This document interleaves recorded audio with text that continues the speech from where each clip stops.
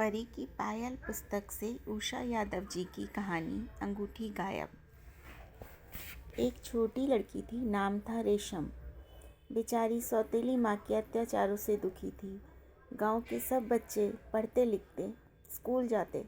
जब रेशम जाने की बात कहती तो सौतेली माँ फौरन कहती, मैं कब रोकती हूँ, लेकिन पहले घर का काम खत्म करो फिर पढ़ो लिखो। घर के काम से सुबह शाम चलते रहते। छोटी सी रेशम पूरे घर को झाड़ती बुहारती, कुएं से पानी भर कर लाती, बर्तन मांजती, खाना पकाती, कपड़े धोती, जंगल से सूखी लकड़ियाँ बीनती। बहुत दुखी होकर रेशम एक दिन नदी किनारे पहुंची। वहां बैठकर आंसू बहाने लगी। खिले हुए फूल, चहचहाते पक्षी और ठंडी हवा के झोंके भी उसे खुश नहीं कर सके। सूरज कब डूब गया, कब अंधेरा घिर आया, वह नहीं जान सकी। अचानक में एक मीठी आवाज़ उसके कानों में पड़ी, यह अंधेरे में बैठी क्यों रो रही हो बहन? रेशम ने चौंक कर सिर उठाया। उसी की उम्र की एक छोटी सी लड़की। अरे यह तो परी है, इसके तो पंख भी नीले हैं। नीलम परी उसे एक अंगूठी देकर बोली, इसे संभाल कर रखना, तुम्हारी समस्याएं हल हो जाएंगी। अगले ही पल परी गायब थी, पर रेशम की उंगलियों में झिलमिलाती अंगूठी मौजूद थी। इसका मतलब था उसने कोई सपना नहीं देखा। परी सचमुच आकर उसे उपहार दे गई थी। रेशम खुश खुश घर लौटी। सौतेली माँ ने उसे देखते ही ताना दिया, अब आ रही है महारानी। आंगन में पड़े ये झूठे बर्तन कौन मांजेगा? बगैर कुछ बोले रेशम बर्तन मांजने बैठ गई, पर आज कालिक लगे गंदे बर्तनों को साफ करने में उसे बिल्कुल मेहनत नहीं करनी पड़ी। हाथ लगाते ही चांदी की तरह बर्तन चमकने लगे। सौतेली माँ इतने साफ बर्तनों को देखकर अचंभे में पड़ गई। उसने अगला आदेश दिया, जाओ झटपट खाना पकाओ। आलू गोभी और पैना चाकू लेकर रेशमी बैठी ही थी कि सब्जी फटाफट कटने लगी। पतीले के तेल में उसने कटी हुई आलू गोभी डाली ही थी कि मसालेदार सब्जी पककर तैयार हो गई। परात में आटा निकाला भर था कि ताज़ी सिकी हुई रोटियां कटोरदान में महकने लगी। माँ, खाना बन गया है, रेशम कहकर बोली और अपना बस्ता उठाकर पढ़ने बैठ गई। भौचक की सौतेली माँ ने पास आकर रेशम को नीचे से ऊपर तक देखा। मिनटों में खाना पक गया, यह चमत्कार कैसे? अचानक परी के दिए उपहार पर माँ की नज़र पड़ी। वह समझ गई कि सब कुछ इसी अंगूठी का कमाल है। झपट कर अंगूठी छीनी और अपनी अंगुली में चढ़ाते हुए बोली, यह मूंग और मसूर की दाल, शीशे में कभी शक्ल देखी है अपनी? ला मुझे दे यह अंगूठी, मैं पहनूंगी, चोटी कहीं की। पता नहीं कहाँ से चुरा कर लाई है। रेशम सन्न रह गई। अंगूठी तो उससे छिन गई थी। अब कल से घर के काम में फिर सारा दिन जुटना पड़ेगा। स्कूल कैसे जा सकेगी वह? दुख के मारे वह रो पड़ी, पर सौतेली माँ को इसकी क्या चिंता। डटकर खाया और पैर फैलाकर सो रही। उधर रेशम भूखी प्यासी पड़ी रही। गांव का कालू कुत्ता उसके पास आकर दुम हिलाता रहा, पर अपने हिस्से की आधी रोटी नहीं पा सका। उस रात रेशम और कालू दोनों भूखे सोए। अगले दिन सुबह सौतेली माँ ने रेशम को पानी लाने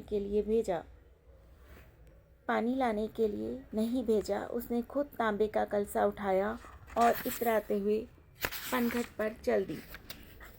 सबको अपनी अंगूठी दिखाई और उसके चमत्कारों के विषय में बढ़ा चढ़ाकर बताया।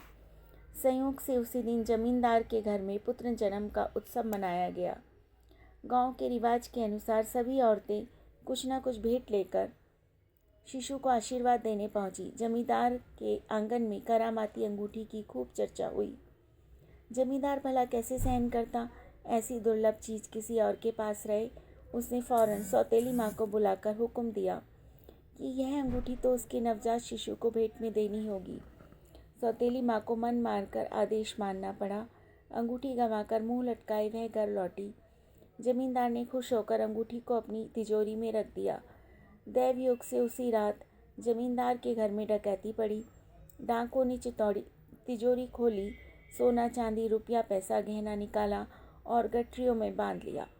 करामाती अंगूठी तो डाकुओं के सरदार को इतनी भाई कि उसने फौरन उसे अपनी अंगुली में पहन लिया।